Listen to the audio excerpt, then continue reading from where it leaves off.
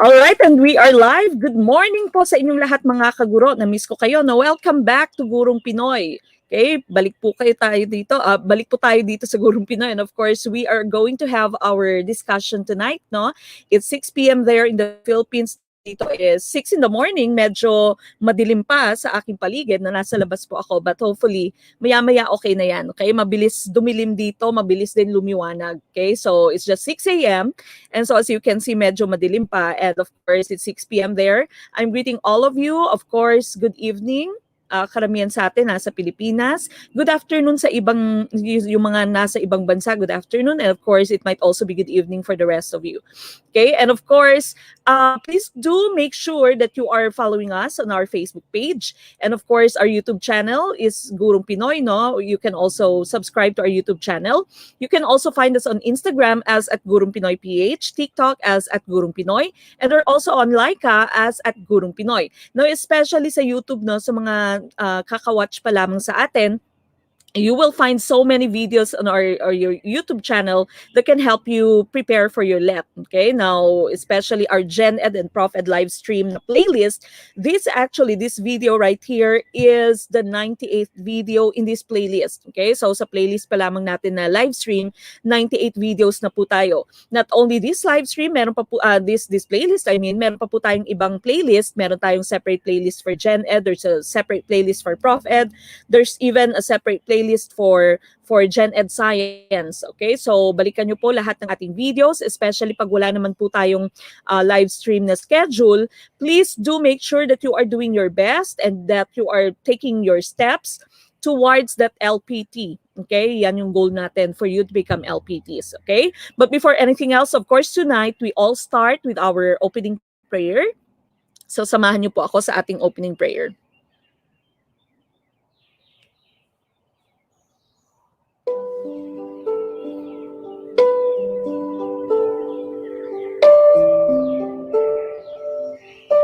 Hello, good evening.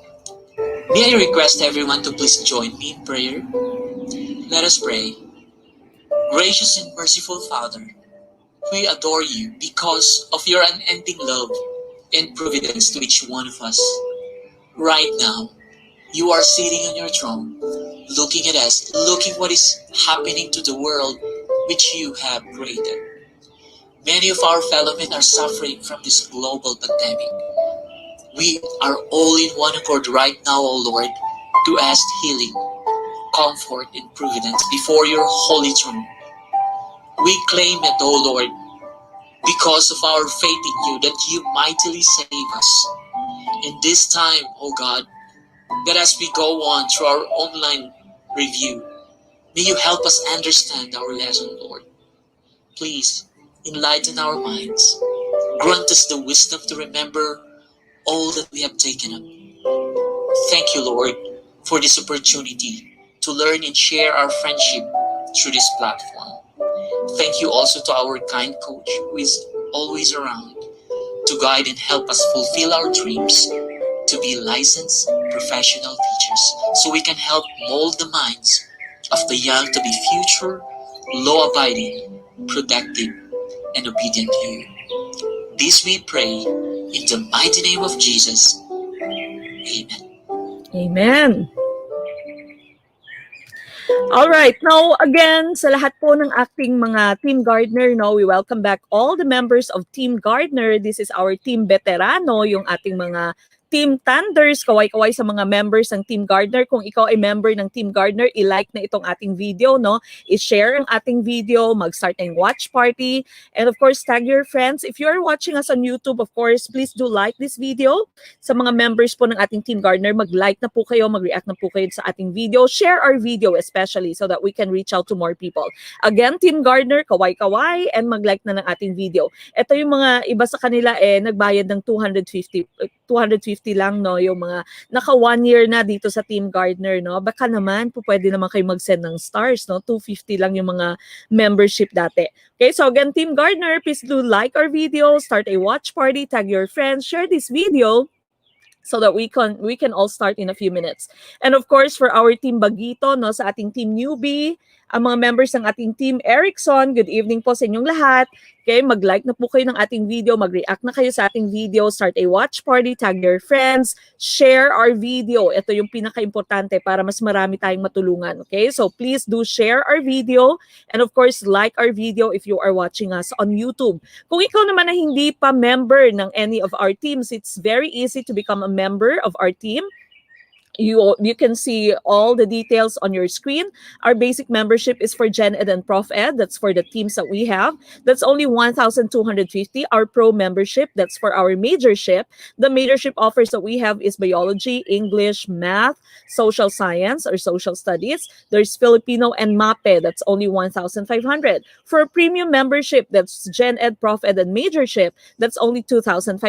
Now, we have our 50% off, no? So half na lamang po ng ating membership ang inyong babayaran if you'd want to become a member of Gurong Pinoy Teams. But the good news is we still have our biggest offer, our biggest discount, which is just 500 for basic membership, 500 for pro membership, and for our premium membership, that's only 850. Okay, so again, please don't wait until the promo ends. Saka mag-e-enroll kayo, no? Pag wala na yung promo, of course, we cannot already apply the promo if it has ended. Okay, so again, please do make sure that you grab the chance if you have a chance to enroll and join us. We are more than willing. We are welcoming you with open arms. So please join Gurong Pinoy Teams. And of course, sa lahat-lahat, good evening and hindi pa natatapos yung araw and happy Labor Day, no? Happy Labor Day sa lahat ng ating mga manggagawang Pilipino. And you can also support us by becoming one of our supporters. Our supporters have their exclusive meetings, no? Wala pa kaming nasi-set up na bagong meeting, but of course, once na tapos na yung klase, medyo tahimik na, no? Wala na masyadong activities, we are going to start with all the exclusive meetings that we are going to have for our supporters. Now, you can also help us by sending us your stars. This is through Facebook. So again, to all our Facebookers sa Team Facebook, mag-send na po kayo ng inyong stars. Our goal is 10,000 stars and that is for your Summer Fever 2021. Before I forget, doon sa mga nag-join sa ating Summer Fever for the 9 groups that we have, we are going to have our Zoom meeting tonight. Okay, so right after this live stream, we are going to start at 8:30. So I'd like you to please prepare your email address, no? Yung email nyo po. And of course, we can all have our meeting tonight. Maraming salamat, Ma'am Whistlegay 5 Kwambot for sending 45 stars. Thank you so much po. Okay, now, of course, your schedule can be found on your screen. Nandiyan na po sa screen ang inyong schedule. Okay. Tomorrow, again, remember, we are going to have social science with Coach Tina for the entire month of May, except for today. And of course, for Summer Fever 2021, which is going to be on May 22nd, you are going to have all guest lecturers, guest coaches that are international teachers. Okay, so you will be learning from them, not only the concepts, but of course, marami din silang dala-dalang kwento, no? Marami silang kwentong experience nila dito sa Amerika na pwede nilang i-share sa inyo. So please don't miss that. No? Tomorrow we start with social science with Coach Tina. Then 8-9, that's math with Coach Bong. 15-16, that's math with Coach Cindy. 22, we are going to have our Summer Fever 2021. The following day, we will have our rest day. And of course, 29-30, we are going to have still math, that's stats and probability with Coach Beth. Okay, for all the specific details, make sure that you are following us so that you can easily see our live stream link. If you are watching us on YouTube, of course, make sure that you are subscribed to our YouTube channel and you click that bell notification, okay, so that you can be notified whenever we do live streams and whenever we post new videos. Okay, so these again are our international coaches, and you will be meeting Coach Tina tomorrow. The rest of them you will be meeting for the entire month. Okay, now of course tonight is for GenEd and ProfEd. You've already answered this through your quizzes if you're a member of our Gurong Pinoy teams. If you are not a member, again, it's very easy to become a member. Just do send us a message through our Facebook page. Okay, mag-send lamang po ng message sa ating Facebook page so that you can become a Gurong Pinoy member. And of course, this is an advantage to all of you because all the materials that I'm using in my live stream, all the materials that I'm using also in the live stream, your other coaches are using, they are going to send you the copies for that Okay, now I've got good news. I already have the materials of Coach A, Coach Arian. So I'll be posting that also tonight. Okay, so if you are not still a member of our Gurong Pinoy teams, don't wait. Magpa-member na po kayo. Okay, I'm pretty sure you will not regret that decision. All right, if you are ready, please do like this video para makapag-start na po tayo ng ating discussion. Like na po ng ating video sa YouTube. Mag-like na kayo ng ating video, start a watch party, tag your friends, share this video, most importantly, okay, so that we can reach out to more people. All right, we start with question number 1 for GenEd. Which of the following will give the same value as A multiplied by the quantity B plus C minus D? Is it letter A, AB minus AC plus AD? Letter B, ABC minus D. Letter C, AB plus AC minus AD. Or letter D, ABCD. What's the answer? Watching from Abu Dhabi, si Ma'am Balbakwa. Adobs manok. Nagutom tuloy tayo. Okay, sa pangalan ni Ma'am. Adobs manok, Ma'am ba or Sir? Okay, good afternoon po. Hapon yata ngayon no, sa Abu Dhabi. From Ipil, Zamboanga, Sibugay, Sir Adolfo Pimentel Mari, good evening. From Alvar, Batangas, we have Ma'am Mary Jean Jaime.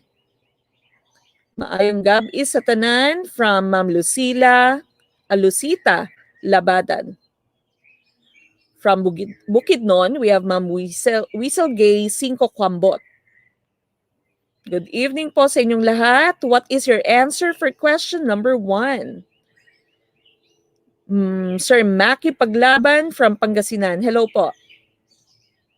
Nice to be back from Sir Armand Iglesias from Tacorong City, Sultan Kudarat. Okay, now karamihan sa inyo ang sagot ay letter C. Kahit dito sa ating team Facebook, team YouTube, karamihang sagot ay letter C. Let's take a look at the answer. Correct answer here would be letter C. Okay, so tama yung letter C. No? AB plus AC minus AD. It's very easy. Elementary level itong ating question. So hopefully lahat kayo ay nakuha ang tamang sagot. No? You just need to distribute letter A here. So you need to multiply that to your B. So that means we'll have AB. Then you have A multiplied by positive C or plus C. So that's why you have plus AC. And of course, lastly, you have A multiplied by minus D or negative D. Okay, so you have negative AD. So again, the correct answer would be letter C. Okay, very easy. Letter C, ang tamang sagot. Kung tama ang inyong sagot, no, make sure, again, like na yung ating video. I-like na yung ating video. Hi, Miss Mek, nahidlaw man ko sang reviews ang una sa study link. That's coming from our previous student, si Sir Rap Carmona. Hello, sir. Kumusta? Kumusta sa Negros or Bacolod? Okay, maraming salamat for watching. All right, we go to number 2. Scientists have divided coronaviruses into 4 subgroupings called alpha, beta, gamma, and delta. 7 of these viruses can infect people. Which strain has caused COVID-19? Is it letter A, SARS-CoV, letter B, SARS-CoV-2, letter C, MERS-CoV, or letter D, 229E alpha? What's the answer? Good evening, Sir Ralph Carmona. Okay, so Sir Ralph yata isa sa aming passers for, if I'm not mistaken, 2018. Is it 2018, sir? 2017? And of course, he's already a licensed professional teacher, now already teaching, of course, no? Maraming salamat to all our students. Happy Labor Day, no? Sa lahat ng ating mga previous students na ngayon ay ganap ng guro. Okay, what's your answer for question number 2? Okay, ano kaya yung tamang sagot for question number 2? Team YouTube is answering letter B. Team Facebook, ganun din, no? Karamihan ay letter B. Ayan, no? Sabi ni Sir Viod dito, yung mga naswab na alam yan. Sir, si President, alam to ni President, no? Nagka-COVID si President eh. Okay? So mabuti na lang eh na-survive the President. Okay, so ano yung inyong sagot? Karamihan letter B, no, dito sa ating team Facebook, ganun din sa ating team YouTube, karamihan na letter B.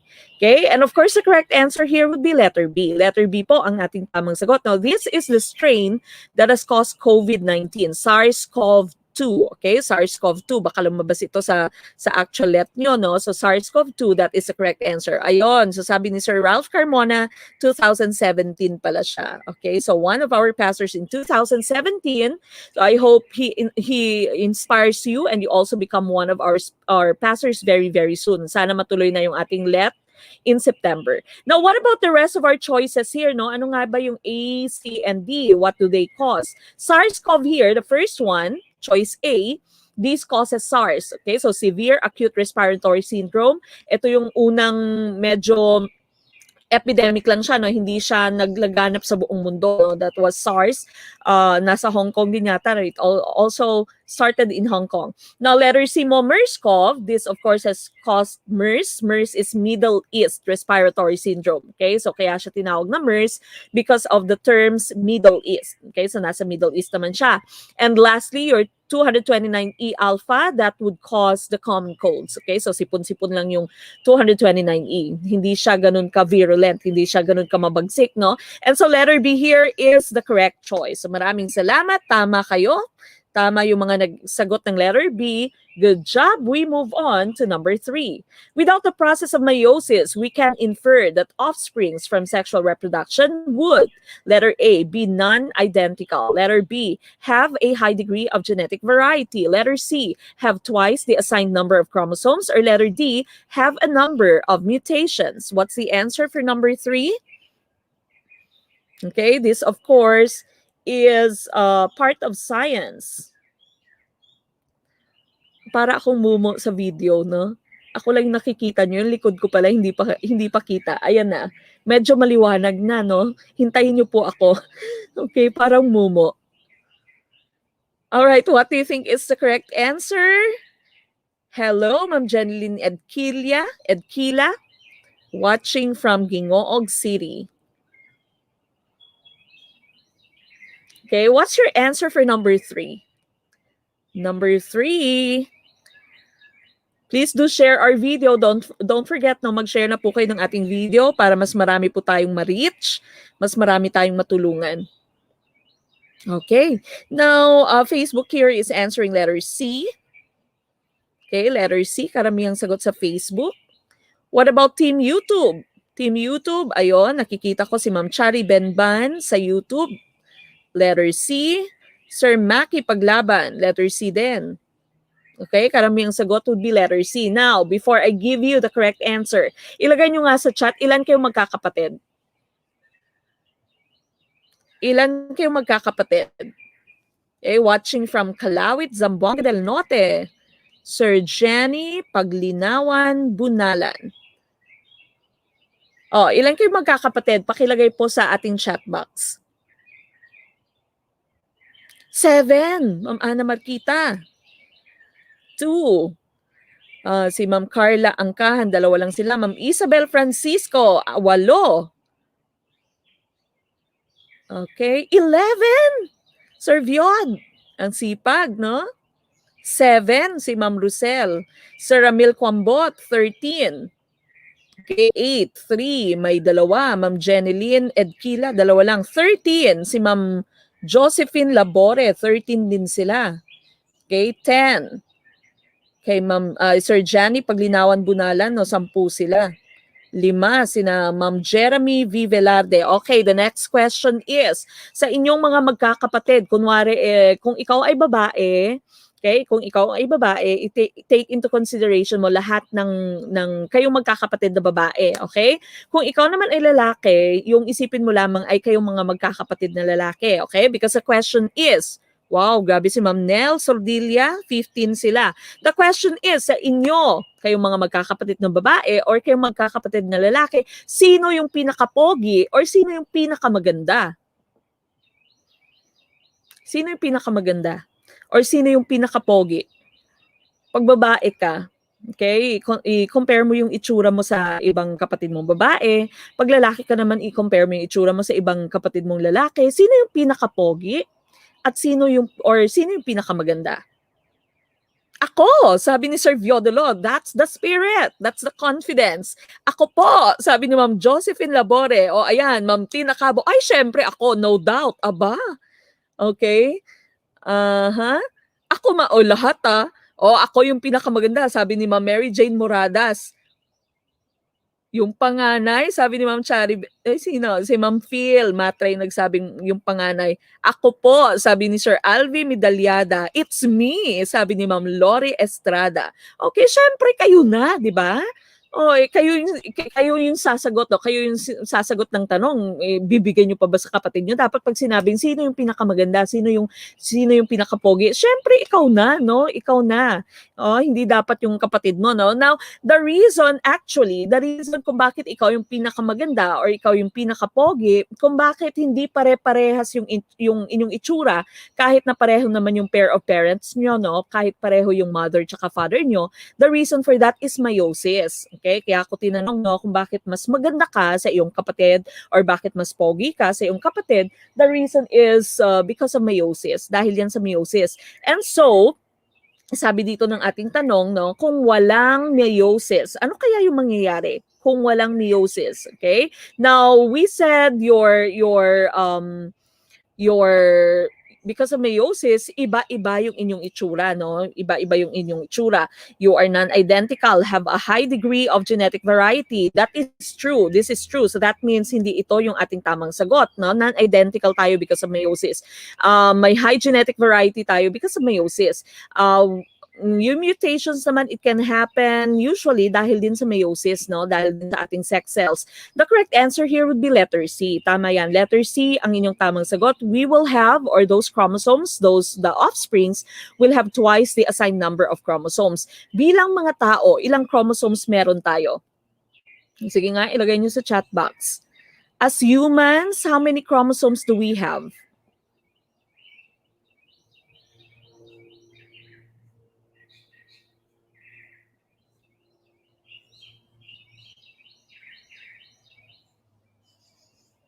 Okay, ilang chromosomes meron tayo? Sabi ni Ma'am Kimberly, ako po, matangkad lang sila pero ako ang maganda, di ba? 46, sabi ni Ma'am Ann Pearl. 46, sabi ni Sir Kenny J.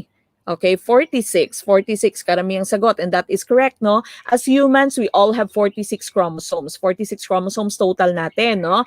And the number of chromosomes that an organism have would dictate the type of organism that we have. Okay, so if may 46 chromosomes ka, that would be a human, no? 23 pair of chromosomes. Sabi ni Sir Rich Sag, tama yan.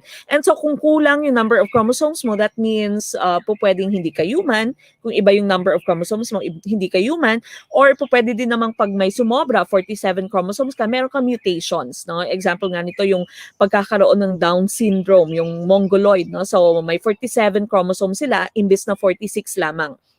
Okay, now let's go to our discussion. No? Kuha kayo ng tissue pag medyo mahirap pahirin nyo na lang yung ilong nyo. Okay, so this right here are the different stages of the cell cycle. Okay, so this is our cell cycle. This is a process through which the cells would grow and would divide. Okay, so generally, your cell cycle has three main stages. Okay, so three major stages. You have the inner phase, which is the longest phase of your cell cycle. That's 95% of your cell cycle. You also have the M phase or karyokinesis. Okay, karyokinesis here. Karyo kasi came from the word na nucleus. Okay, so that's nucleus. And kinesis, this is division. Okay, so when you say karyokinesis, that's nuclear division of the nucleus. Okay, so that's your M phase. You have two types for this, mitosis and meiosis. We'll get to them later. And of course, you also have the third stage, which is cytokinesis. Kinesis, again, is division, and cyto is cytoplasm. Okay, so when you say cytokinesis, that's cytoplasmic division, the division of your cytoplasm. And of course, you also have yung isa pang stage, no? Usually hindi ito included sa ating cell cycle because not all types of cells would undergo this. And this is what we call G0. Okay, so G0, this is the decision-making point of the cell.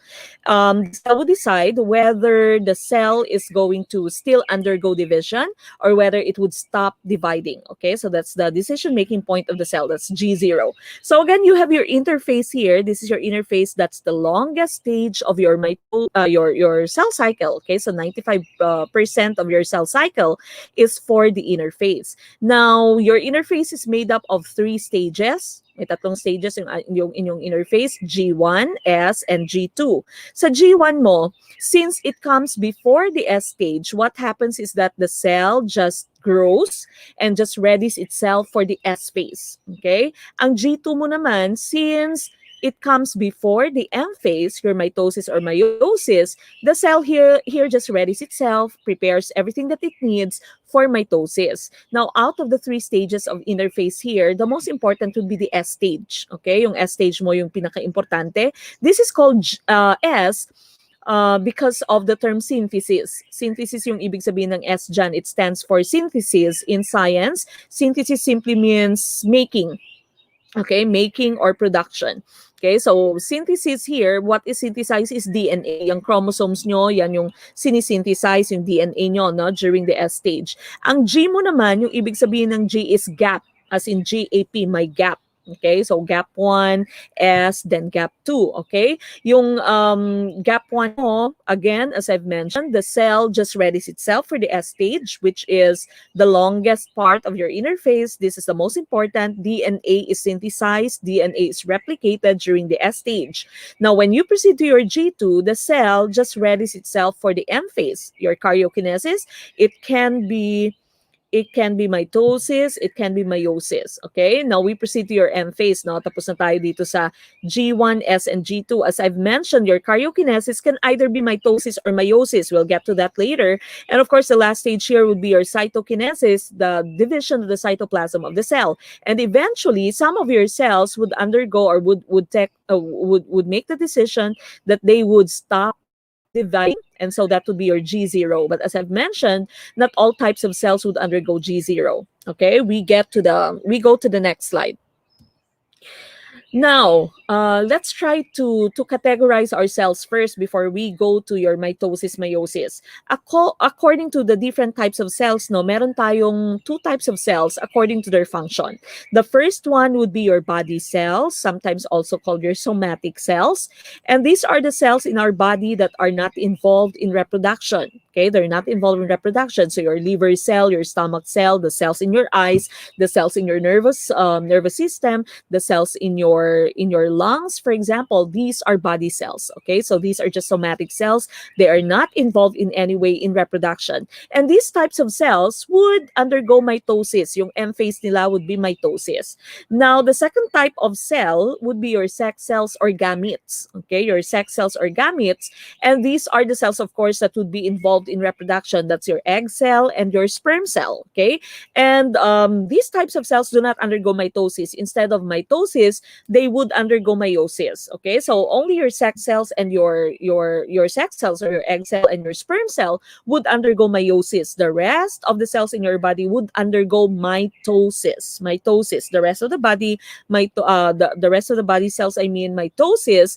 Only the egg cell and the sperm cell would undergo meiosis. Lumalabas po ito sa let. The let would sometimes ask you, which among the following types of cells in your body would undergo meiosis? Okay, and your choices are liver cells, okay, the cells in your eye, the cells in your brain, letter D, your sex cells. Okay, and of course, your answer there would be your sex cells. Okay, sex cells mo lamang yung nag-undergo ng meiosis.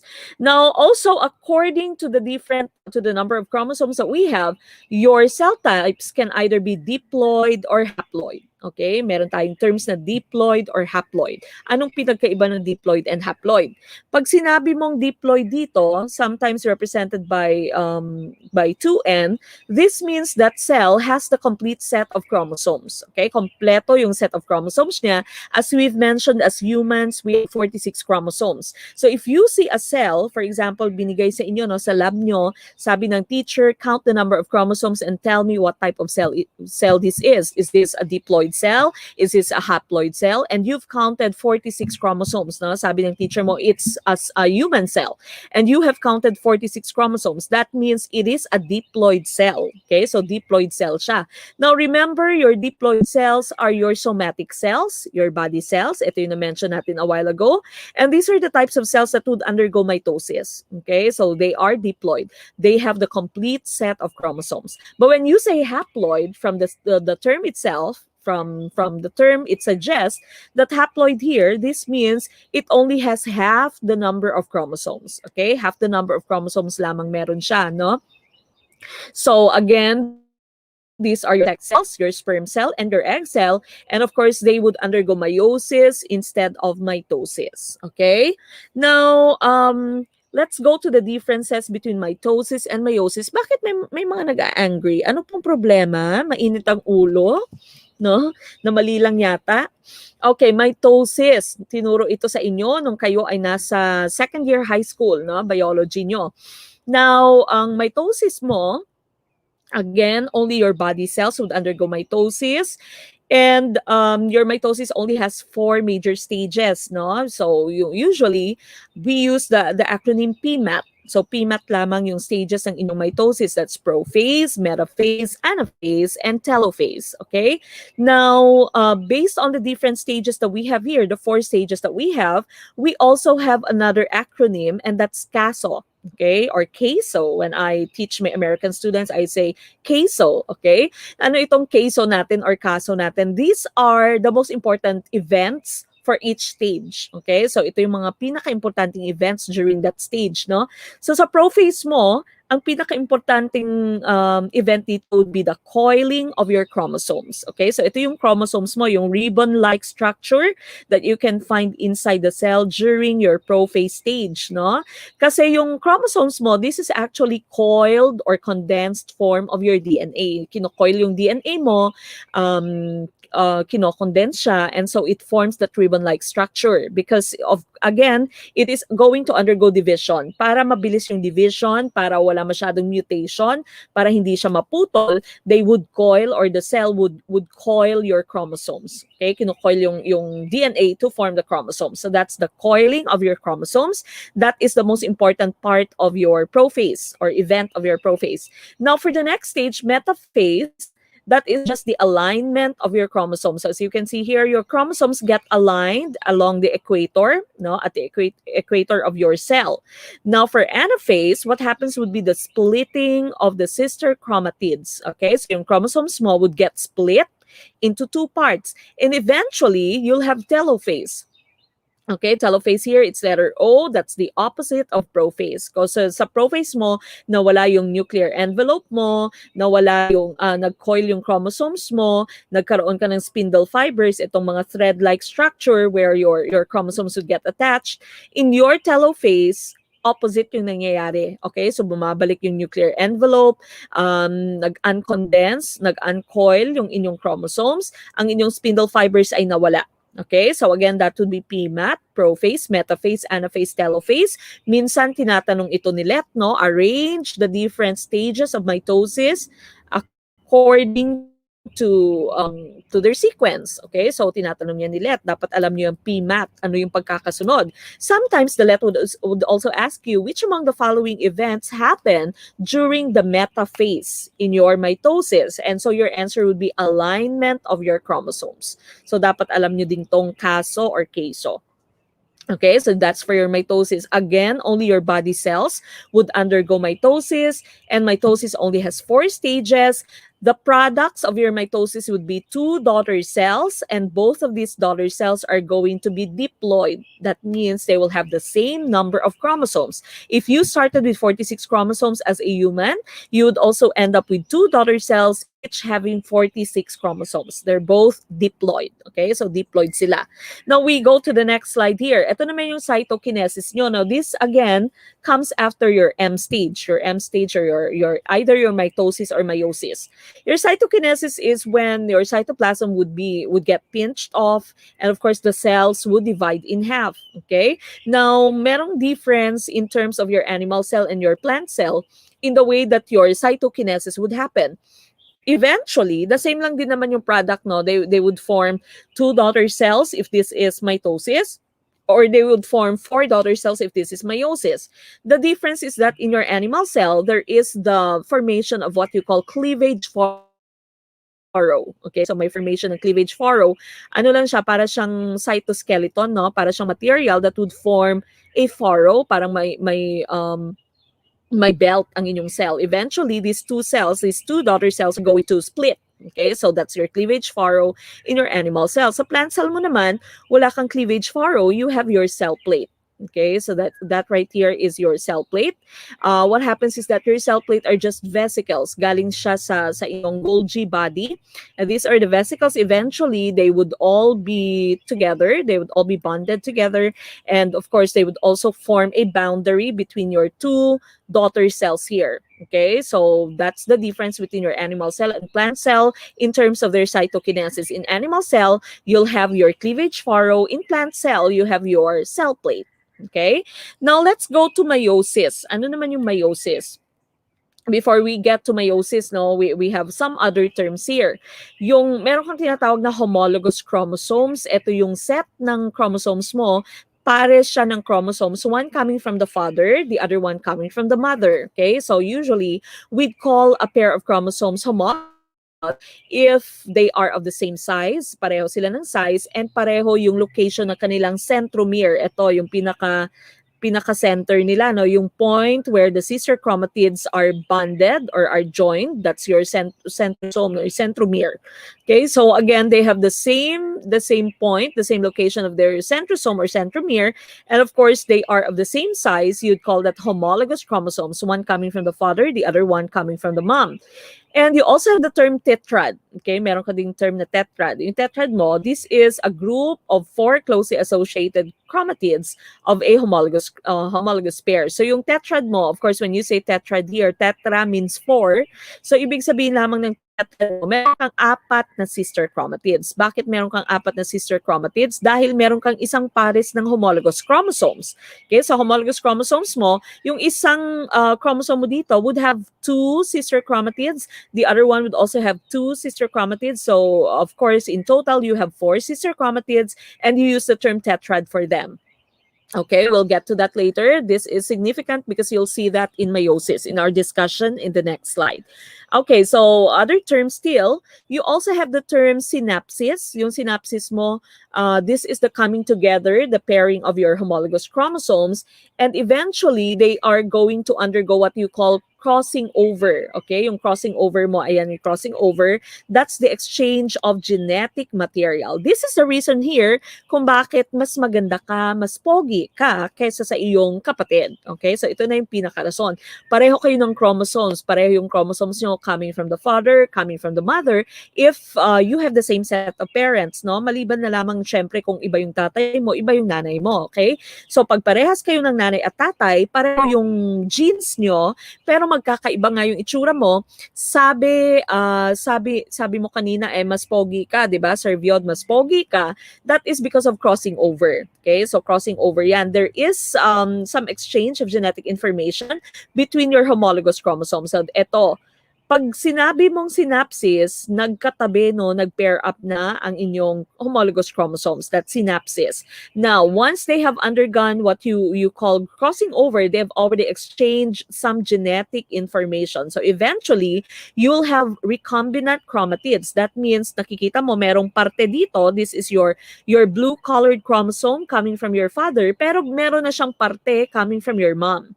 Okay? You also have the pink-colored chromosomes here, or chromosome here coming from your mom, pero meron na siyang blue-colored structure that has come from your dad. Because of course, they've already gone crossing over. So again, this is precisely the reason kung bakit mas pogi ka, bakit mas maganda ka. And of course, I have included here the term chiasmata or chiasma. This is where the chromosomes touch each other and exchange genes. So this is your chiasma or chiasmata. Diyan sila nag-exchange ng genetic information. Okay, we go to your meiosis. Okay, meiosis mo, ayan.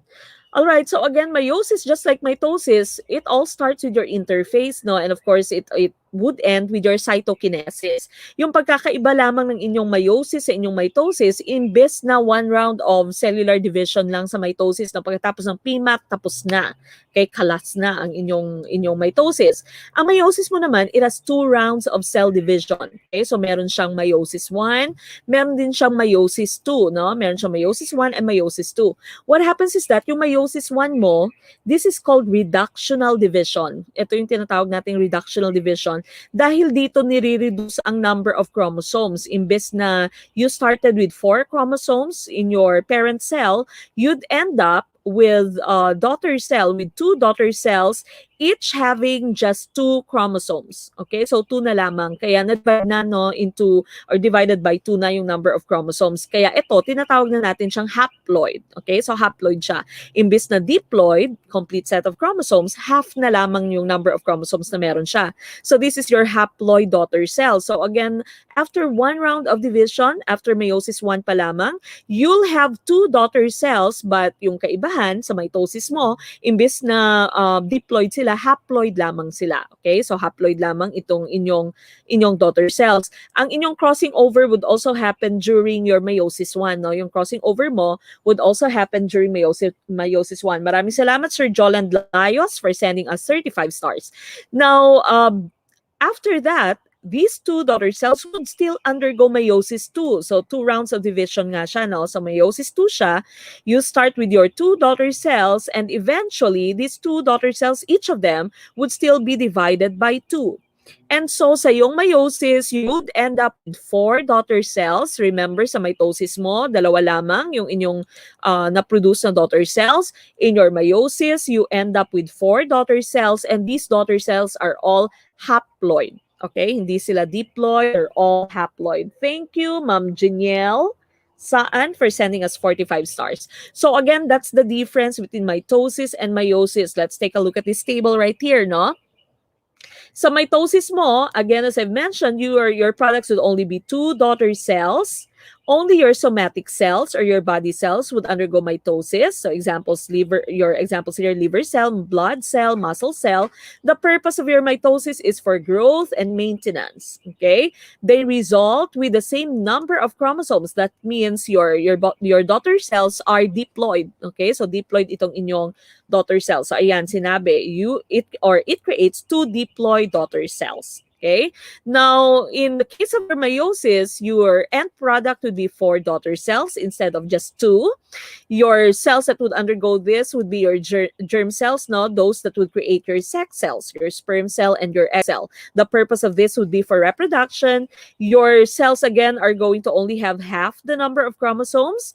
So they'll only have 23 chromosomes. You'll have 4 haploid daughter cells in meiosis, which of course makes sense because if your sex cells would have 23, half the number of chromosomes, your sperm cell would have 23, your egg cell would have 23.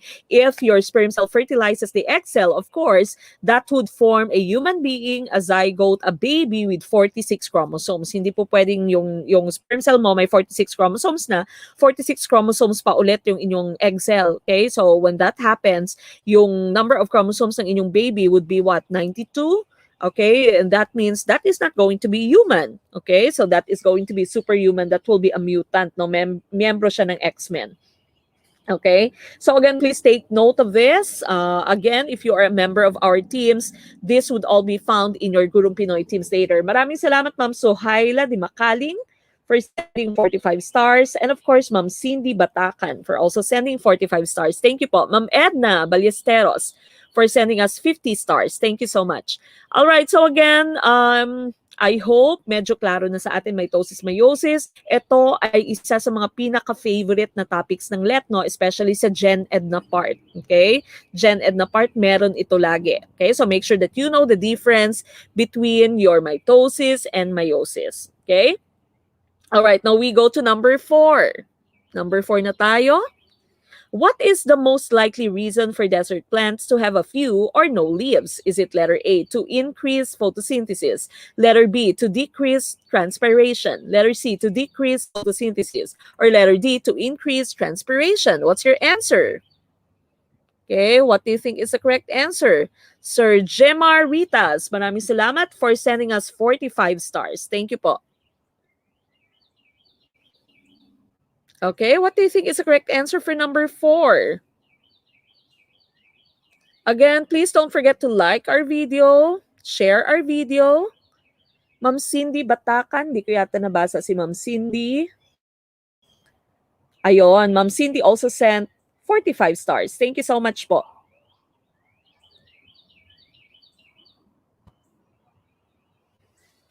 Again, to all our star senders, maraming salamat po. Of course, please do send us your stars.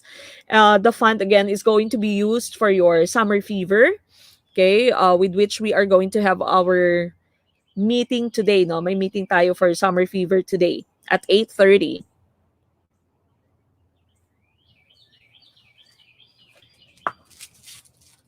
Okay, what's your answer? Letter B, karaming sagot. Dito sa ating team YouTube, ganun din, letter B. Letter B, no? Karaming sagot ng mga tao ng ating mga kaguro ay letter B. Okay, let's take a look at the correct answer. Correct answer here is, of course, letter B. Okay, it is to decrease transpiration. Para mag-decrease ng transpiration, your leaves or your desert plants you would usually have very few leaves or no leaves at all. Okay, no leaves at all. Okay, now this is what we call transpiration. When you say transpiration, this is a process through which your water molecules would exit from the leaves of your plants, no? This is the reason kung bakit meron kang hamog na tinatawag, no? Kung bakit meron kang dew na dew, DEW, no, na meron kang hamog na nakikita, yung water dew mo, water droplets mo sa leaves ng inyong plants early in the morning. Okay? That's because of transpiration. This happens through the stomata, no? Stomata sa Filipino, pag Filipino yung kausap, stomata. Pag American students, yung kausap mo, stomata. Okay? So this happens through the stomata of your leaves. So ito yung stomata mo, no? That's the passageway of gas and water. Okay? So para siyang holes in your leaves, sa leaves ng plants mo, meron kang holes. You have small holes there. Your stomata is that hole, and of course, it is surrounded by a pair of guard cells. Guard cells ang tawag natin sa pares ng cell na to. Okay, yung stomata mo is very important because this is where your carbon dioxide would enter and your oxygen gas would exit. So exchange of gas would happen in the stomata of your plants, and this is also where water would exit the leaves of your plants. Okay, that's the reason kung bakit kailangan nating dinidiligan yung ating plants, no, because of transpiration. Kahit everyday nagdidilig ka, no, nagdidilig ka sa iyong plants, everyday din naman may lumalabas ng water molecules. Kaya kailangan talaga i-replenish mo yung water molecules sa inyong plants. Okay, and so these right here are some examples of your desert plants. Yung nakikita mo actually na green structure sa iyong desert plant, sa iyong cactus, hindi po yan leaves, no, hindi po yan leaves. This is the stem of your desert plant. Okay, so stem po yung succulent part niya, yung fleshy part niya ng plants mo sa disyerto. Hindi siya leaves. That actually is the stem, no, modified stem siya. Stem yung green, dahil sa stem sila nagpo-photosynthesize. Sa stem nakaimbak yung tubig nila, no, instead na sa leaves yung photosynthesis, nasa stem nangyayari. Now, nasaan naman yung leaves ng plants na to? Yung leaves niya would be the tinik. Okay? So, the spines there, okay, yung spikes niya, no, ayan, yung thorns niya, those are actually the leaves of your desert plants. Okay? So, modified stem and modified leaves sila because, of course, it's very hot in your desert. Okay, if your plants have lots of stomata, if your plants have the leaves that the rest of the plants would have, it would eventually lose all the water molecules, and of course it will die. Okay, so it has to evolve, it had to adapt to its environment, and so this again is your modified stem, and the thorns there, those are your modified leaves. Okay, modified leaves yan. Okay, now we go to number 5. What's the answer? What is the sum of all two-digit numbers which are divisible by 5? A, 945, B, 950, letter C, 960, or letter D, 1050? Good afternoon, Ma'am Eileen Magaso, watching from the Ma'am Saudi. Good afternoon po. Ma'am MJ Picardal, paano po ba mag-send ng stars, ma'am? Sa Facebook po. You need to go to Facebook. Meron pong malapit dun sa chat box sa Facebook. Meron pong stars doon, no? May star na icon. That is what you click. Aba, si Ma'am Jen Banoy, oh. Nung bata pa ako, Mamek, sabi ng mga matatanda, yung tubig daw sa dahon sa umaga, nakakapagpalakas. Aba, ginawa ko tuwing umaga, pinapahid ko sa tuhod. Oh, so malakas yung tuhod mo. Sa tuhod ng kapatid. Tuhod ng kapatid ni Ma'am Jen. Watching while working, Sir Nap Dos Vlogs. Aba, may pa-vlog na si Sir Nap. Letter C ang sagot. From Ipil Zamboanga, Sibugay, Sir Adolfo Pimentel Mari. Okay, what's your answer? What is your answer? Okay, letter A, 945. Letter B, 950. Letter C, 960. Or letter D, 1050. Okay, may B, may samot-sari ang inyong sagot. Okay, iba-iba yung sagot. May D. Okay, let's take a look at the correct answer here. Correct answer, the question is, what is the sum of all two-digit numbers which are divisible by 5? Correct answer here, of course, would be letter A, that's 945. Okay, so 945 po. Bakit 945? Sum of all two-digit numbers. Okay, two-digit numbers lamang that are divisible by 5. Ano ba yung divisibility ng 5, no? You can say that a number is divisible by 5. Ano nga ba yung panuntunan? Of course, if it ends with 5, with the number 5, or the number 0. Okay, so lahat ng nag-e-end sa 5 as a 0 ay divisible ng 5. Now, sabi din dito, two-digit numbers lamang. So that means hindi natin i-include yung number 5, no? Kasi hindi naman siya two-digit. Okay, so this is the list of our numbers. We have 10, 15, 20, 25, and so on until 95. We don't include 100 because again, sabi ng question mo, two-digit numbers lamang. Okay? Now, you can do the traditional way of solving this. So, pwedeng ilagay mo lahat ng numbers tapos i-solve mo, no? I-add mo sila lahat sa isang hanay. Or you can also do the pairing, no? So, 10 plus 95, dulo to dulo, no? So, 10 plus 95 mo, that would be 105, tama? And then 15 plus 90, that is still going to be 105. 20 plus 85, that is still going to be 105.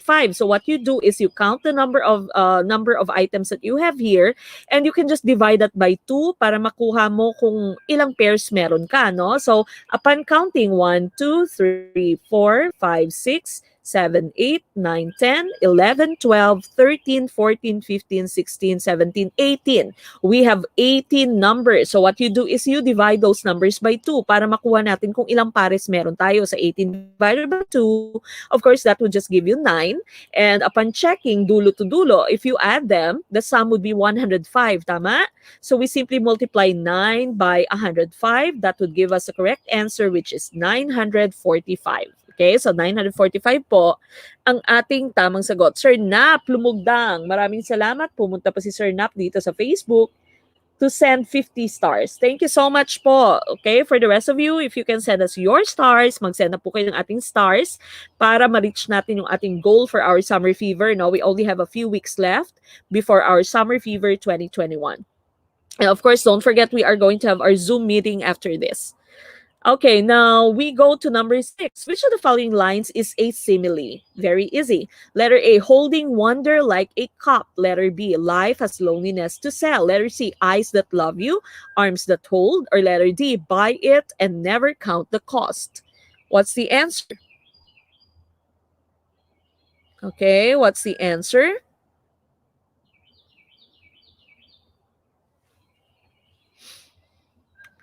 Which of the following lines is a simile? Okay, Ma'am Shelby May Shakor on Facebook says letter A.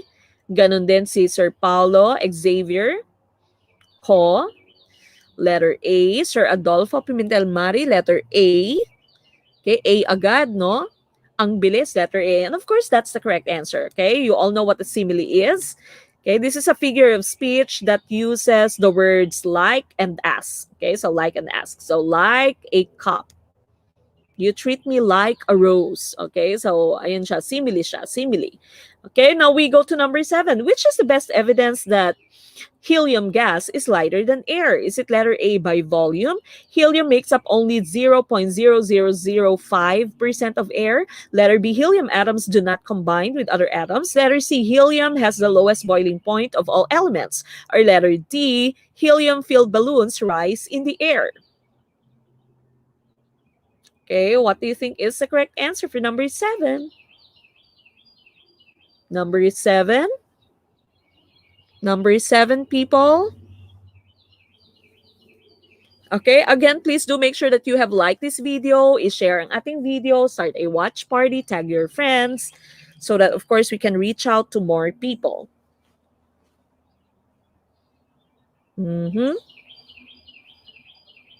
D, sure. Sabi ni Sir Alvi Medalyada. Ay, yung aking cousin nanonood. Ma'am Kath, Tupas Ortilano, D din. Hello, Kath. Good morning. Good morning sa Concepcion. Concepcion, Iloilo. Hello. Kamis yung seafood, no? Ma'am Marjorie Alvarez de la Cruz, letter D din. Ma'am Agnes Conocido, letter D yung sagot. Ma'am Dolorosa Santaan, letter D din. Karamihan sa inyo, letter D ang sagot. Okay, Ma'am Katrina Suge on YouTube, letter D din yung sagot. And of course, letter D here would be the correct choice. Okay, so helium-filled balloons rise in the air. It rises in the air because of course it is lighter than air. Okay, so lighter than air yung inyong helium balloons. Tama din naman tong helium atoms do not combine with other atoms because of course helium is part of your noble gases. Nasa dulo siya ng inyong periodic table. No? So that's the column for your noble gases. These are the types of elements that would not easily react to other elements dahil they're already stable. Okay, as they are, they're already stable. So tama din naman yan. Helium has the lowest boiling point of all elements, no? Dahil isa siya sa lightest. But of course, the correct answer here, according to the question, kasi best evidence that helium is lighter than air, of course, the correct answer here would be letter D, helium-filled balloons. Okay? They rise in the air. Now we go to number 8. Tides caused by the moon's gravity create a frictional force that is gradually slowing down Earth's rotation. 1 million years from now, scientists hypothesize that letter A, a year will be shorter. Letter B, a day will be longer. Letter C, a day will be shorter. Or letter D, a year will be longer. What's the answer? Oo, naririnig. Sabi ni Sir Nino, naririnig ko ang mga ibon. Ang saya. Oo, nandito kasi ako sa labas. Daming ibon. Ma'am Genevieve Naling Magmanlak, maraming salamat po for sending 45 stars.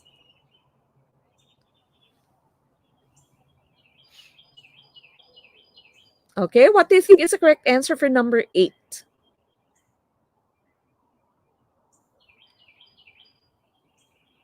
Yan din, sabi ni Ma'am Maylin, naririnig kong huni ng mga ibon. Okay, nandito kasi ako. Sa labas namin, ang daming puno. Buti nga walang pusa ngayon, no? Minsan may malaking aso pa. Hindi naman nangangagat yung mga aso dito, no? Kasi may breed nga. Sanay sa tao, yung mga natutulog sa kama na aso, no? Minsan pumapasok sa bahay namin, ang laki-laki, pero hindi nangangagat. Iba sa aso sa Pinas, no? Hindi din kumakahol. Yung mga aso dito, trained. Iba yung training. Okay, what do you think is the correct answer for the question that we have here? B, may C, may D. Okay, going back to the question that we have.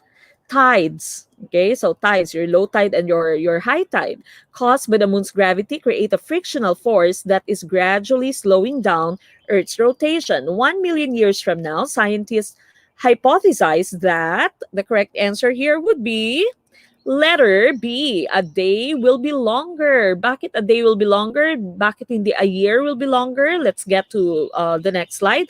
Of course, here, no, bago tayo pumunta sa ating next slide, sabi kasi dito, rotation. Okay, and of course, one of the effects of rotation would be the day. Okay, 24 hours. Okay, that's your rotation. Let's take a look at our next slide. Okay, so this right here is an illustration showing us the two movements of the Earth. Okay, dalawang movements ng Earth, no? You have, of course, what you call rotation, the movement of the Earth on its axis, on its own axis. And of course, you have revolution, the movement of the Earth around the Sun, no? Ito lamang pa, hindi na pinakita yung Sun dito. This would be the Earth, no? Hindi siya moon dito, no? This would just show you the two different movements of the Earth. Now, yung mali lang dito, yung axis mo, remember the axis is tilted, hindi siya dapat straight. Okay? So, your axis should be tilted at 23.5 degrees, no? Nakatilt dapat yung axis mo, hindi siya straight, na ganyan na straight. Now, remember the rotation of the Earth on its axis, it would take 24 hours, no? To complete one rotation of the Earth on its own axis, that would take 24 hours.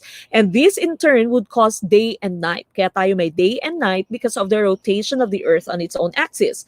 Revolution naman, the movement of the Earth around the Sun, this would take 365.25 days. Okay, so one complete revolution around the Sun would be 365.25 days. Kaya ka merong leap year every 4 years. Okay, dahil if you multiply 0.25 by 4, that would give you a product of 1. Okay, so kaya every 4 years, you'll have your leap year. All years that are divisible by 4 would be a leap year. Okay, so 365.25 days. Ilan yan sa minutes? Okay, so again, your revolution would take 365.25 days. And of course, because of this, your effects, the effects of your revolution would be the different seasons that you have. This is also because of the tilt of the axis of your Earth, no? So hindi nakatilt dito, pero actually nakatilt siya dapat by 23.5. And of course, we also have the different time zones. Kaya 12-hour difference, meron tayong 12-hour difference, no? It's 7:01 a.m. here, it's 7:01 p.m. there in the Philippines. The difference in the time zones, the different seasons that you have, those are all caused by the revolution of the Earth around the Sun. Okay, so revolution of the Earth around the Sun yan. Now, kaya yung sagot natin would be rotation or would be longer day dahil meron kang term doon na rotation. Okay, yan yung sabi, no? It slows down rotation. And so yung choice mo, dahil nagsuslow down siya, it would take longer for the Earth to complete one rotation, no? So a day will be longer. Hindi a year will be longer because it talks about rotation, not revolution. Hindi siya revolution, rotation. And so again, the effect of rotation would be the occurrence of day and night. All right, now another thing I've also included here are the prefixes, yung apmo or apo, this means farthest. Peri, this means nearest. Now, the term G would mean the Earth and the term helium would mean the Sun. Okay, kunwari, nakita mo sa let mo, which among the following terms would be a term you use to talk about the Sun's or the Earth's nearest position to the Sun? Okay, the Earth's nearest position to the Sun. What will be your answer? Ano yung sagot nyo?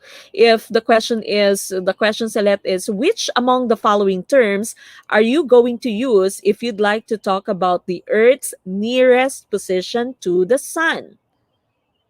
Okay? Ano kaya yung sagot mo? The Earth's nearest position to the Sun. Ma'am, sabi ni Ma'am Shelby May Shakor, hindi ko napansin na may rotation pala, no? Ikot-ikot lang, no? Paikot-ikot. Ma'am Cherry Casido, 50 stars. Maraming salamat po. Ma'am Cherry, thank you so much. Okay, again, sabi natin, what will be the term that you will use if you are talking about the Earth's nearest position to the Sun? Ano yung term na gagamitin mo if you are talking about the Earth's nearest position to the Sun? Okay, perihelion. Nakita ko si Sir Dan lang, perihelion. Sabi ni Sir Dan. Ma'am Jen Banoy, perihelion. Ma'am Jonalyn Isla, perihelion. Okay, ganun din dito si Ma'am Chenny Bonhayag Montalban from Facebook. Perihelion. And that is the correct answer, okay? So nearest to the sun, that's perihelion. Perihelion. Now, another thing, what would you call, or what would be the term that you'd use if you are talking about the moon's farthest position from the Earth? The moon's farthest position from the Earth. Ano naman pag farthest position from the Earth? What will be your answer?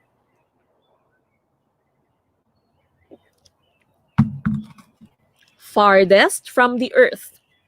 Kanina, nearest to the sun. Okay, so yung nearest to the sun mo kanina, perihelion. Farthest from the Earth. Sabi ni Ma'am Tin Pablo, apogee. Okay, sabi ni Ma'am Juliet, tanod-tanod, apogee. Apogee din. Sabi ni Sir Alvin Santiago. Okay, apogee. Sabi ni Ma'am Kath, Tupas Ortilano. Okay, and that's the correct answer, apogee, no? Farthest from the Earth, yung moon mo, that would be apogee. Yung up mo, the term up is used with helion. So aphelion, that means the Earth is farthest from the sun. Okay, the Earth is farthest from the sun, that would be aphelion. If the moon is farthest from the Earth, that would be apogee. If the moon is nearest to the Earth, that would be perigee. Okay, so perigee naman yon. Alright, so make sure that you know this. Lumalabas din po ito sa let, no? Kabisaduhin lamang yung meaning ng dalawang words na to, the four terms that we have here. Alright, let's move on. We go to number 9. This is vocabulary. The Magsaysay Memorial features a blank statue of the well-loved president. Letter A, caustic. Letter B, casual. Letter C, cadastral. Or letter D, colossal. What's your answer?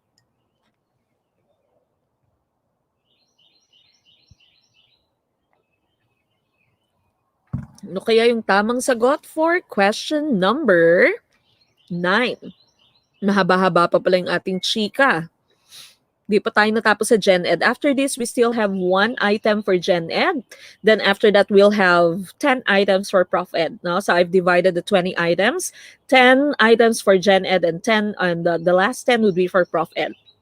Again, remember tomorrow, we still start at 6 a.m. pa rin tayo bukas, and we are going to have social science with Coach Tina all the way from US Virgin Islands.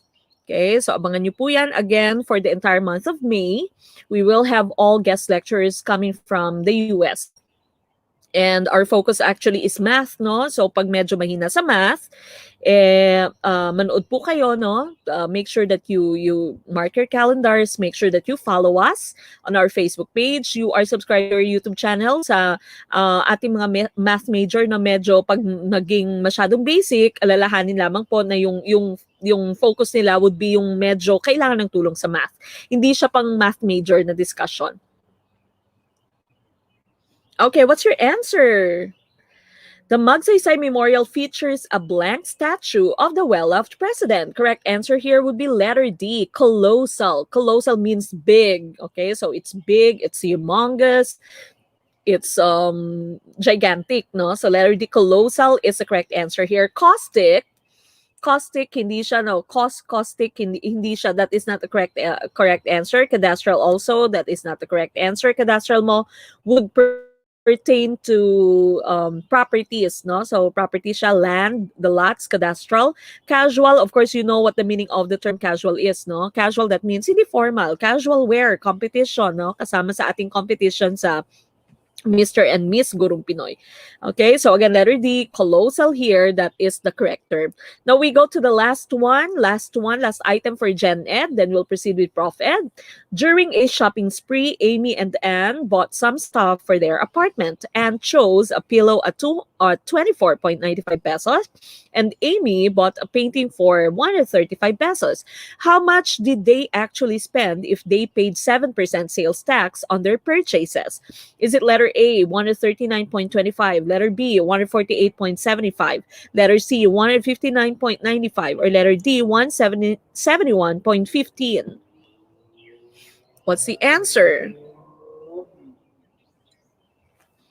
What do you think is the correct answer for number 10?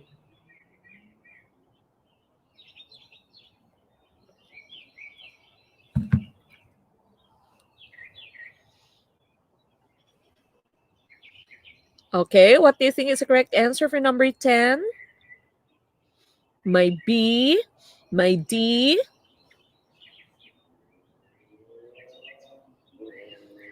All right, number 10, going back no. So you have two friends here, si Amy tsaka si Anne.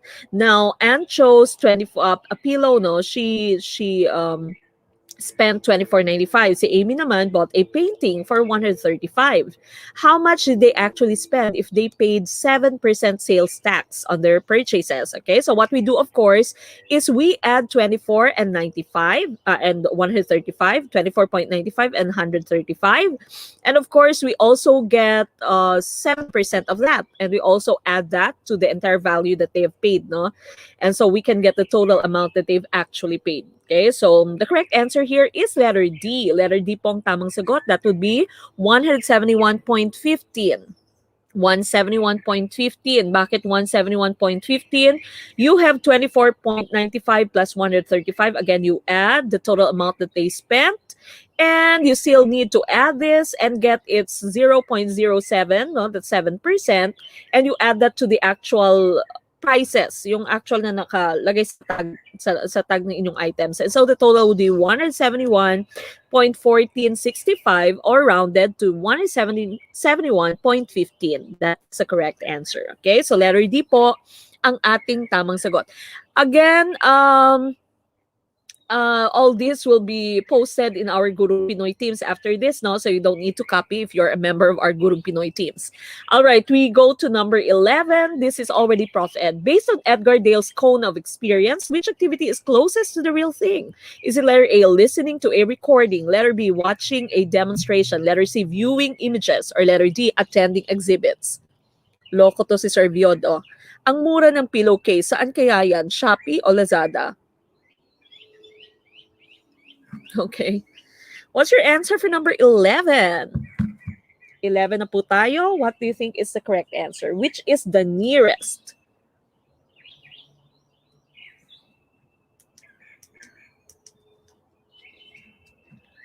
What do you think is the correct answer for question 11?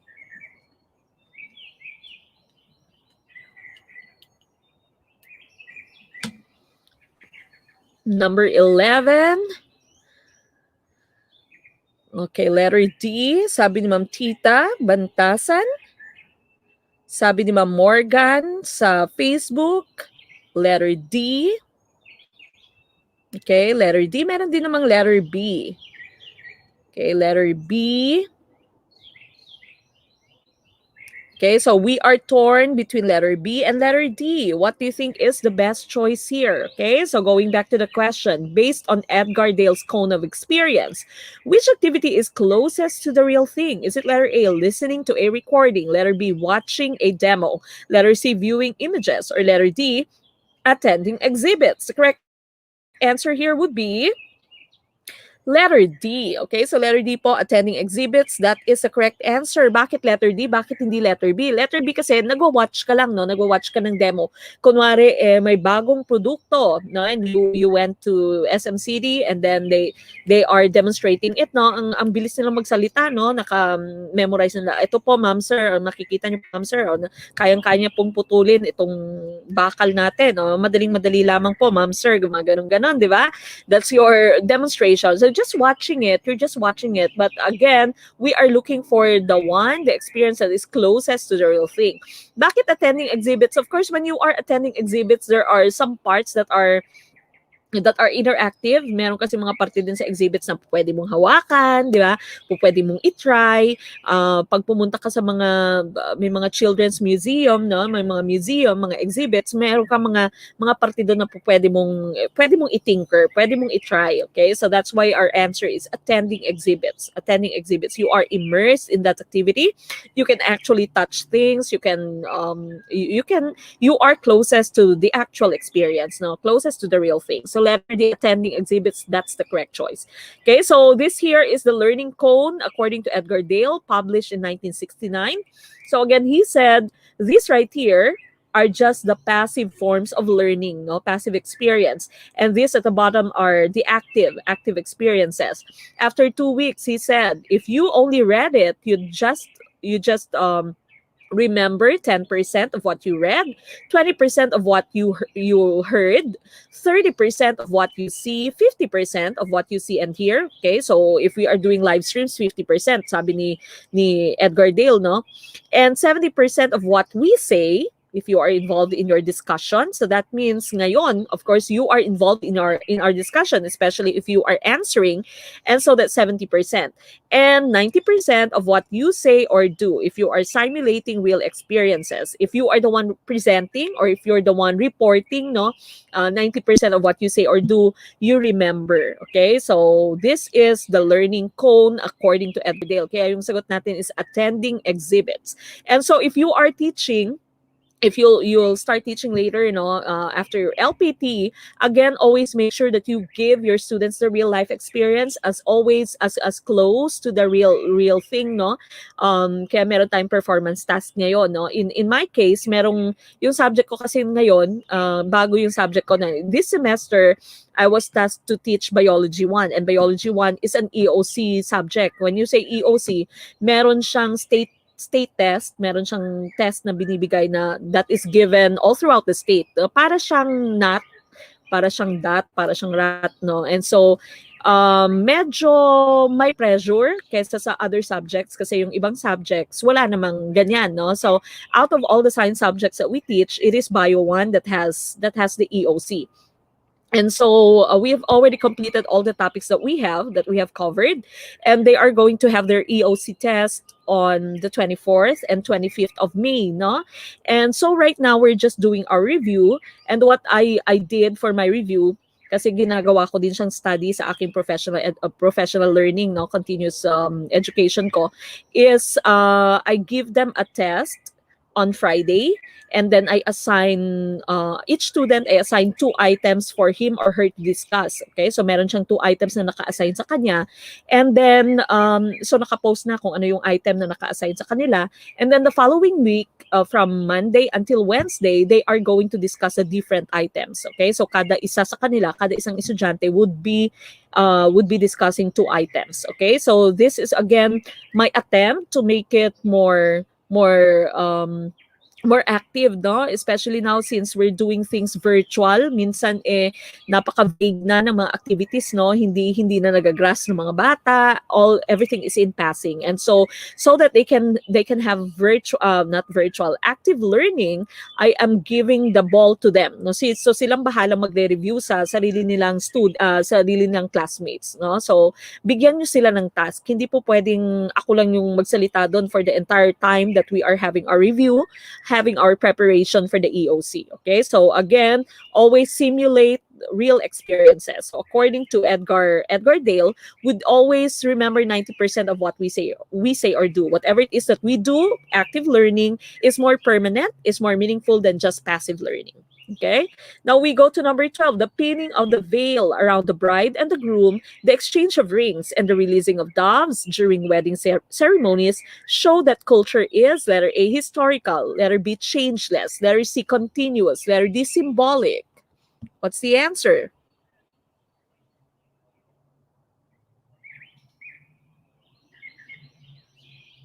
Sabi naman Maylin Mongkal, hanggang sa mapapabili ka talaga dahil ang galing mag-demo. Okay, ito sa kanina, no, sa demonstration. Ang galing nilang mag-demo. Ano nga yan? O-shopping, no? O-shopping sa TV. Ngayon, lahat na naka-demo, no? Lahat na naka-post, naka-live sa Facebook. Sabi ni Sir GJ Mortab, napakabobo ko dito, nakalimutan ko na lahat, nakapahinga lang ng 1 linggo. Okay, so dapat nga wag kayong tumigil mag-review, no? Wag niyo sabihin, malayo pa naman. Ang daming tumigil na, no? Ang daming yung mga kaklase tumigil na dahil sabi, malayo pa naman yung let. Hindi, no? Take it as an advantage. Take it as an opportunity to have more time for you to prepare for your let. Dire-diretso lang po yung ating review. From San Jose del Monte, Bulacan, Ma'am Erlena Puda Mirador. Anong hinuhugot ni Sir Vios? Okay, now what do you think is the correct answer? Letter D. Sir Maki Paglaban, letter D. Ma'am Cariza Seral, letter D. Ma'am Mabel Del Mundo, letter D, sorry. Okay, what do you think is the correct answer? Okay, so eto nga, may pinning of the veil around the bride and the groom, may exchange of rings, may release ng doves. Culture is historical, changeless, continuous, symbolic. Of course, the correct answer here would be letter D, symbolic. Yan yung sinabi sa atin kasi ng ating question, no? Remember, I told you, you have to always read the questions very carefully, no? Sa let, kahit isa lamang yung word na naiba, naiiba din minsan yung answer. Okay? So, be very careful. Huwag makampante, no? Basahing maigi ang inyong question. Letter D here is the correct choice. Okay, 13. Fernando Poe Jr. became a legend in the show business because of his talent, determination, and hard work. What role does this illustrate? Is this letter A, ascribed role? Letter B, hereditary role? Letter C, achieved role? Or letter D, temporary role? What's the answer?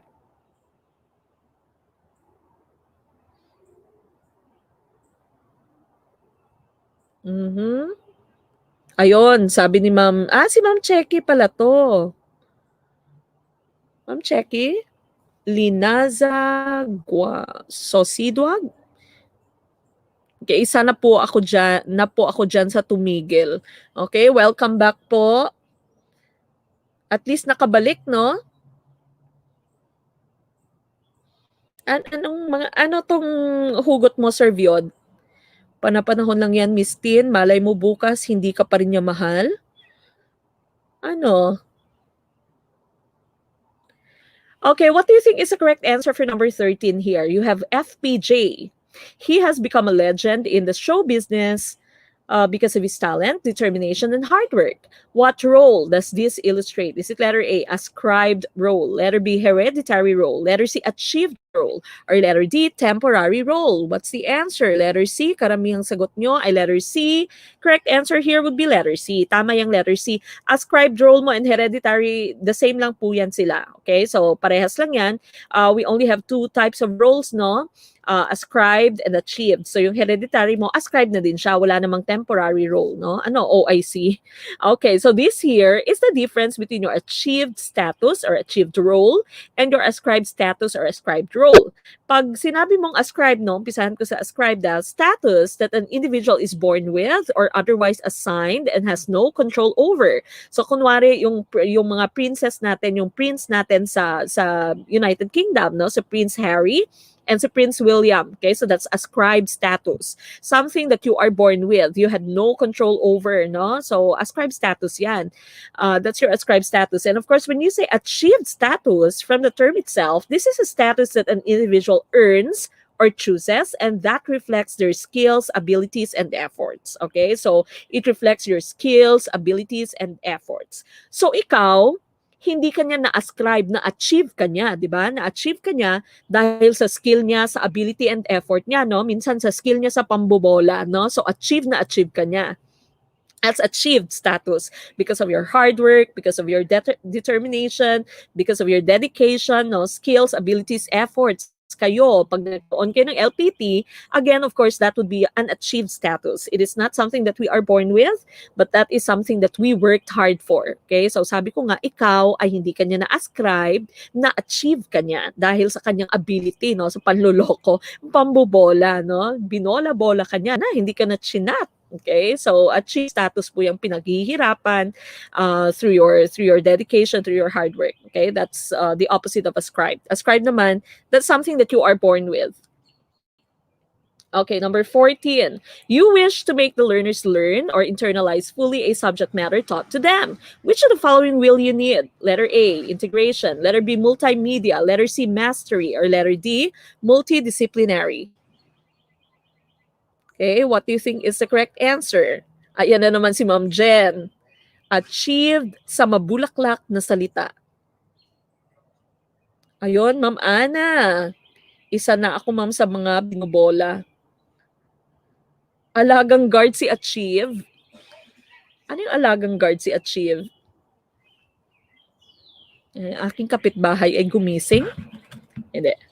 Meron siyang kinukuha. Kukunin niya yung kanyang sasakyan. Kala siguro ng kapitbahay ko, anong ginagawa nitong aga-aga? Ayan, reality yan, no? Sabi ni Ma'am Carla. Reality yan, in-achieve ka niya, no? Binola, bola. Okay, what's your answer for number 14? Good morning! Diba? Miss Friendship, ang peg. All right, you wish to make the learners learn or internalize fully a subject matter taught to them. Which of the following will you need? Is it letter A, integration, letter B, multimedia, letter C, mastery, or letter D, multidisciplinary? What's your answer? Okay, paalisin ko lang at may sasakyan.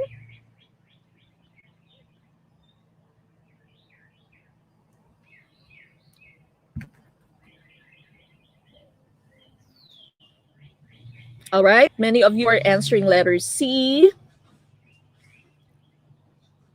Letter C. Ma'am Bethina, letter C.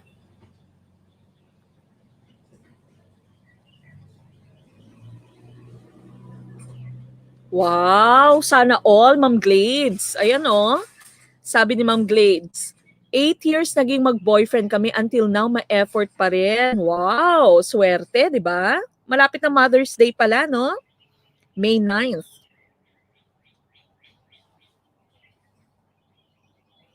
Eto si Sir Viod. Mastery yung napindot ko, pero A dapat. Kayo magsisi kaya si Sir Viod? Or matuwa kaya si Sir Viod? All right, number 14. You wish to make the learners learn or internalize fully a subject matter taught to them. Which of the following will you need? Okay, sabi dito, learners learn fully or internalize fully a subject matter. The correct answer, of course, would be letter C, mastery. Tama yan. That's letter C. Okay, letter C is the correct choice. So, Sir Viod, mabuti na lang nagkamali ka ng pindot. Okay, it's not integration. When you say integration, of course, it's very similar to your multidisciplinary. So, when you say integration, you are putting into consideration several aspects, no? Iba-iba yung mga aspeto mong nilagay sa pagtuturo. Multidisciplinary naman, of course, that means you are combining several disciplines, several subjects, and this should be multimedia, hindi po multimedia, ha? Multimedia, you are using different forms of media. Okay, so again here, letter C is the correct choice. Now we go to number 15. If the material is dangerous for the learners to handle, which of the following method will you use? Is it letter A, textbook, letter B, group discussion, letter C, lecture demonstration, letter D, eclectic? What's the answer? Are you feeling cold? Go grab your jacket. Go grab your jacket. Go. And come back here.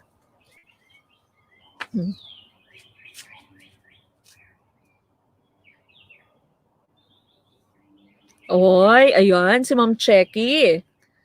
Sana all din to, 21 years din kami ng asawa ko, pero until now, mas ma-effort pa siya, di ba? Malapit ng Mother's Day. Go grab your jacket, darling. Tell Dad to grab your jacket.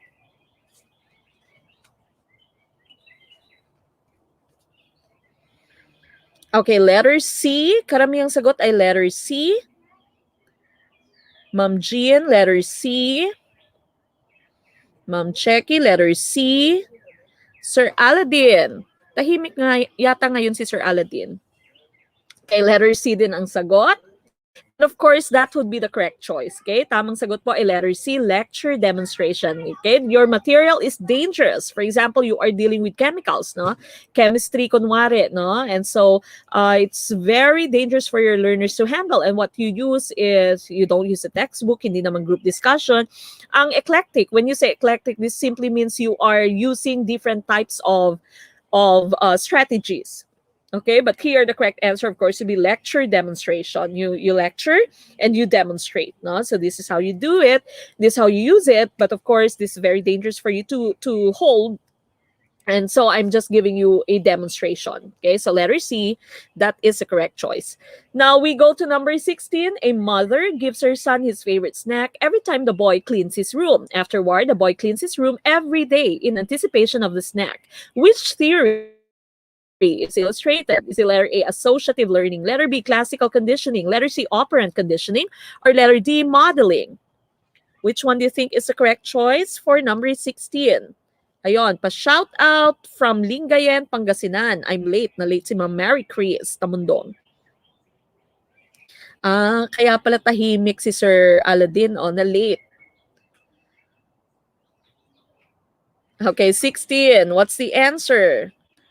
Operant conditioning, sabi ni Ma'am Elmi Roa. Sabi ni Sir Malvin Pimentel, letter C din. Ma'am Heidi Tejada says letter C. Ma'am Lailin Castillo also says letter C. And of course, letter C here, that is the correct choice. No? When you say associative learning mo, this is just a subgroup, no? Sub-theory lamang siya ng classical conditioning. You all know what classical conditioning is. I'll get to that later. Pero yung associative learning mo, you try to associate something, okay, into or to a previous experience if they have similar characteristics. Okay, so that's associative learning. You try to associate something with a previous experience pag meron silang similar characteristics. Okay, now we go to the next slide. These are here are three major types of behavioral learning. The three major types of behavioral learning that we have. You have classical conditioning, operant conditioning, and of course you have observational learning. That's your social imitation and your social learning theory, or learning by imitation. Now remember your classical conditioning, your proponent for this was Ivan Pavlov. Sabi ni Ivan Pavlov, a neutral stimulus is associated with a natural response. Okay, so eventually, nakalagay dito sa illustration natin na instead ng bell ay pito. No? So every time that you would give a dog some food, you would blow the whistle. Eventually, kahit na magbe-blow ka lamang ng whistle, wala ng food, nagsasalivate na ang inyong aso. Okay, that's classical conditioning. Neutral stimulus is associated with a natural response. Operant conditioning mo naman, of course, this is by B.F. Skinner. A response is increased or decreased due to reinforcement or punishment. Okay, so reward, punishment, under po yan sa operant conditioning. And of course, when you say observational learning, learning occurs through observation and imitation of others. Okay, balikan ko lamang ha. Yung classical conditioning by Ivan Pavlov, yung inyong trauma, phobia, that would all be under classical conditioning. Okay, so trauma, phobia mo, classical conditioning po yan sila. Pag nakita mo sa let, yung trauma, phobia, classical conditioning would be your answer. Operant conditioning would be for reward, punishment, reinforcement, feedback, computer-aided instruction, no, operant conditioning din yan. That's by B.F. Skinner. And of course, observational learning, ito yung sinasabi natin, you need to be good models, okay, or models, hindi na good pala, no, redundant.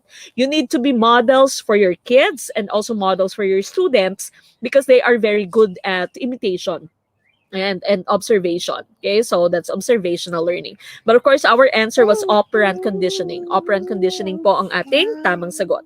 Now we go to number 17. Studies in the areas of neuroscience disclose that the human brain has limitless capacity. What does it imply? Is it letter A, every child is a potential genius? Letter B, every pupil has his own native ability and his learning is limited to his native ability? Letter C, some pupils are admittedly not capable of learning? Or letter D, pupils can possibly reach a point where they have learned everything? Okay, according to our given, according to the situation, which do you think is the correct answer?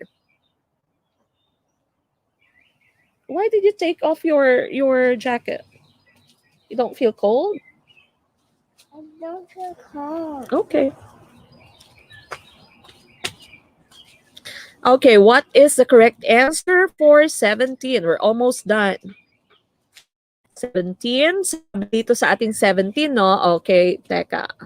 Alright, Ma'am Jonalyn Isla says letter A. Ma'am Donna Tayor, letter A. Ma'am Len C. Tendido, letter A. Sir Nino Rojo, letter A. Ma'am Charlene, maraming salamat. Nag-send yata si Ma'am Charlene ng stars. Thank you so much for sending us your stars. Those of you who have sent us your stars, maraming salamat po. Thank you so much. Are you done? Not yet. Okay, now going back to the topic that we have here, studies in the areas of neuroscience disclose that the human brain has limitless capacity. What does it imply, no? Sabi yung human brain daw ay walang limit yung capacity. And of course, we know or we say the correct answer here would be letter A. Every child is a potential genius, no? So, depende na lang kung paano mo hubugin yung child mo, kung paano mo hubugin yung student mo, no? So, each of them has a capacity to become a genius. 17, letter A. Now we go to number 18. In treatment for alcoholism, Mark was made to drink an alcoholic beverage and then made to ingest a drug that produces nausea. Eventually, he was nauseated at the sight and smell of alcohol and stopped drinking alcohol. Which theory explains this? Is it letter A, operant conditioning, letter B, social learning theory, letter C, associative learning, or letter D, attribution theory? What's the answer for 18? Rainy girl, be careful. Okay, what do you think is the correct answer for question 18?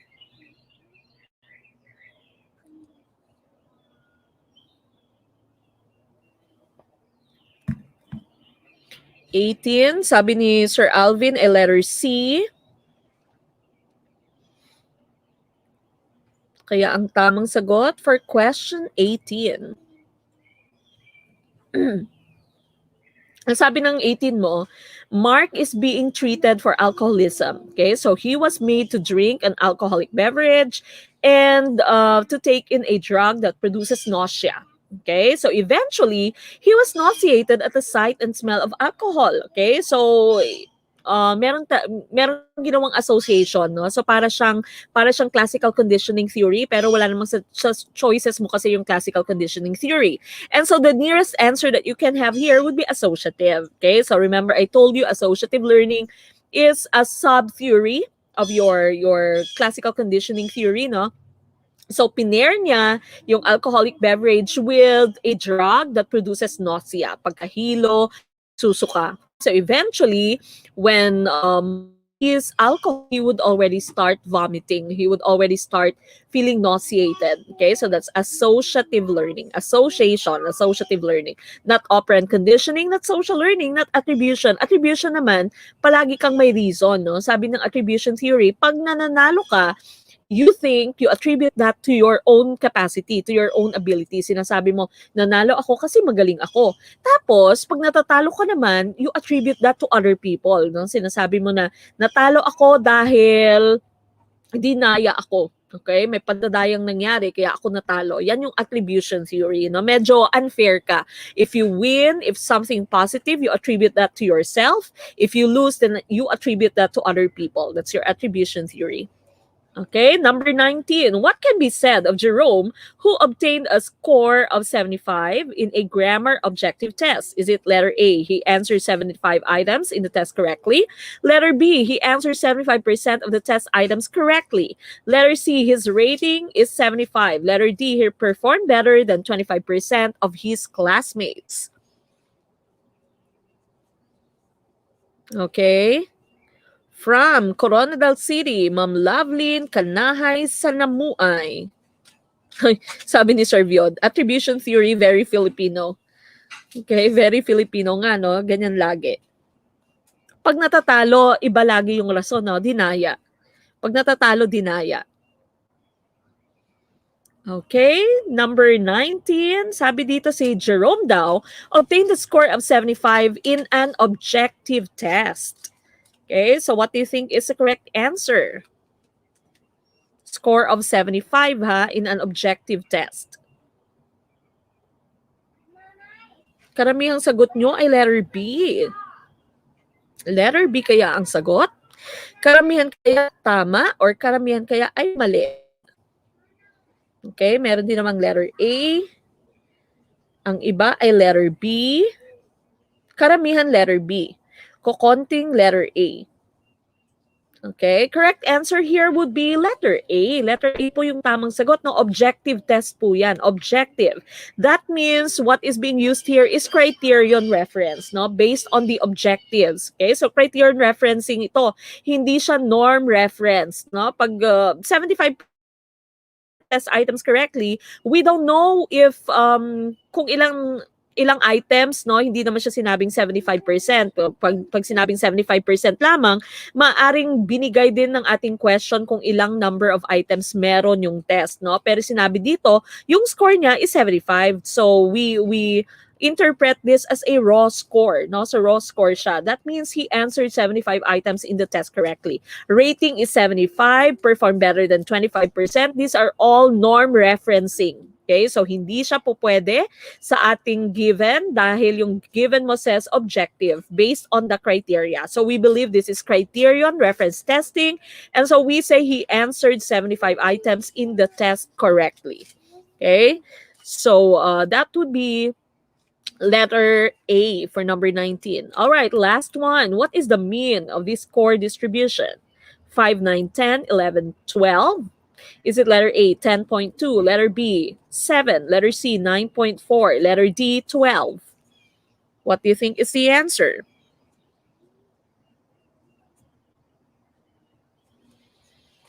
Number 20, last one.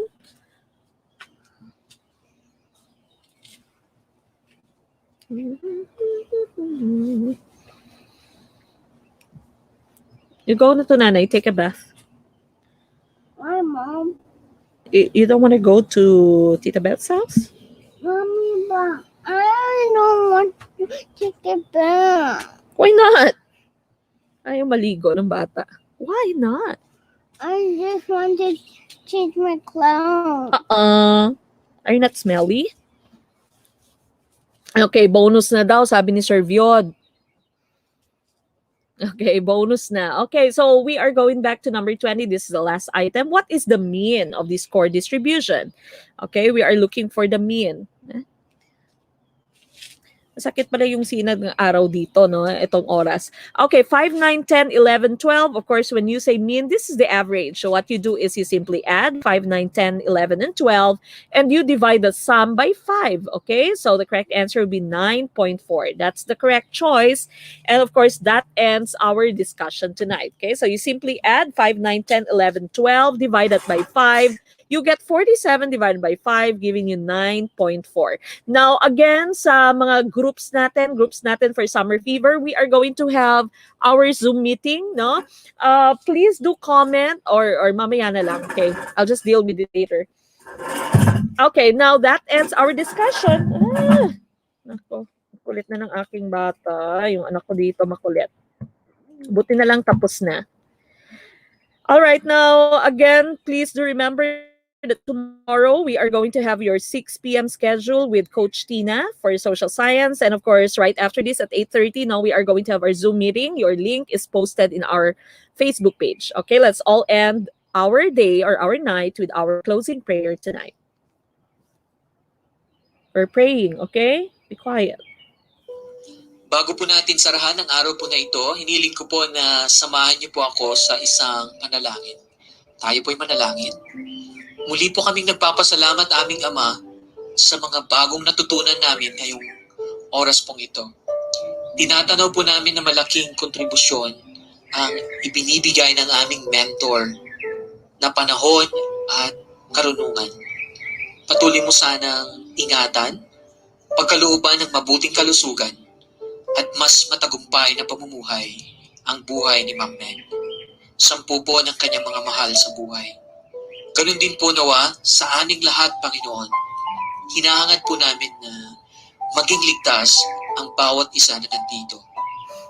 Opo, sa paraan namin ay hindi sapat upang maabot namin ang aming mga pangarap sa buhay. Kaya, aming Diyos, hiniling po namin na alalayan at ituro mo po sa amin ang mga tamang kaparaanan at mga desisyon. Yakapin at pagpalain mo po nawa ang bawat isa sa amin, O Diyos. Ito po ang aming sama-samang dalangin sa makapangyarihang pangalan ni Jesus na aming Panginoon at tagapagligtas. Siya nawa. Amen. All right, so again, that ends tonight's discussion. Don't forget, to all our groups for Summer Fever, we are going to meet at 8:30. The Zoom meeting link is already posted on our Facebook page, okay? And tomorrow, of course, we are coming back for social science discussion with Coach Tina from USVI, US Virgin Islands. This has been Coach Mac of Gurong Pinoy with Baby Rain. And of course, with all the birds here in my neighborhood. And I leave you the saying, maliit man na butil ng mga kaalaman, ang dulo nito ay malaking kaginawaan. Good night to the rest of you and to the groups, of course. I'll see you later. Bye!